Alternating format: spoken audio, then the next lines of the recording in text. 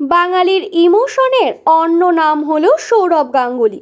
এই মুহূর্তে দাদাগিরির সঞ্চালক তিনি। চিরকাল টিভির পর্দায় দেখে আসা সৌরভকে সামনে দেখতে পেয়ে অনেকেই বিভিন্ন প্রশ্ন করেন দাদাকে। দাদাও চেষ্টা করেন উত্তর দেওয়ার, কিন্তু এবার দাদাগিরির মঞ্চে একমাত্র মেয়ে সানা গাঙ্গুলিকে নিয়ে এক রাশ ক্ষোভ উগরে দিলেন দাদা। সৌরভ গাঙ্গুলির একমাত্র মেয়ে সানা গাঙ্গুলি এই মুহূর্তে ইউনিভার্সিটি কলেজ অফ লন্ডন থেকে অর্থনীতিতে স্নাতক ডিগ্রি অর্জন করে লন্ডনের অন্যতম সেরা মাল্টিন্যাশনাল কোম্পানি পিডব্লিউসি লন্ডন থেকে ইন্টার্নশিপ করছেন। গত নভেম্বর মাসে এই চাকরিটি পেয়েছেন তিনি। পড়াশোনার পাশাপাশি চাকরি নিয়ে এখন বেজায় ব্যস্ত সানা। কিন্তু যে সানা বাবা মায়ের মুখ উজ্জ্বল করেছে, সেই মেয়েকে নিয়ে কি অভিযোগ রয়েছে সৌরভের? সম্প্রতি দাদাগিরির মঞ্চে দাদাগিরি করতে এসেছিলেন টেলি জগতের অন্যতম জনপ্রিয় অভিনেত্রী শ্বেতা ভট্টাচার্য।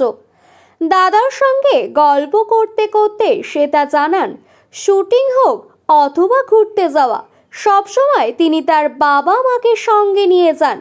বাবা মাকে সবসময় সময় দিতে চেষ্টা করেন তিনি।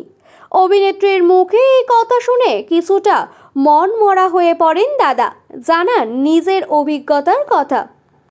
সৌরভ বলেন, তোমার কথাগুলো একটু রেকর্ড করে আমাকে পাঠিও তো, আমি সানাকে পাঠাবো। এই কথা শুনে শ্বেতা হেসে ওঠেন। তখন দাদা বলেন, না না হেসো না, আমি সত্যি বলছি। একবার সানাকে কলেজে ছাড়তে গিয়ে একটা অদ্ভুত পরিস্থিতির সম্মুখীন হয়েছিলাম আমি। আমাকে একেবারে মেয়ে নো এন্ট্রি করে দেয় তার কলেজে। সৌরভ আরও বলেন, কলেজে প্রায় 1 মাইল দূর থেকে সানা আমাকে চলে যেতে বলে। সকাল সকাল ঘুম থেকে উঠে ওর সাথে যাই কলেজে, কিন্তু ও বলে আমার বন্ধুরা তোমাকে দেখে ফেলবে, তুমি চলে যাও। সকালে ওইভাবে চলে যাওয়ার পর বিকেলে গাছের আড়ালে দাঁড়িয়ে থাকতাম, মেয়ে এসে দেখা করতো। সে যেমন ডেটিং হয় না, ঠিক তেমন। সৌরভের এই কথা শুনে সেখানে উপস্থিত অদিতি চট্টোপাধ্যায় বলেন, আসলে সানা জানে তার বাবা একজন সেলিব্রিটি।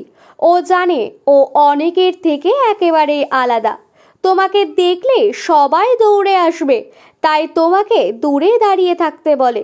এই কথা শুনে অদিতিকে সৌরভ পাল্টা প্রশ্ন করেন, সেলিব্রিটি তো কি হয়েছে, তা বলে বাবাকে 1 মাইল দূরে দাঁড় করিয়ে রাখবে?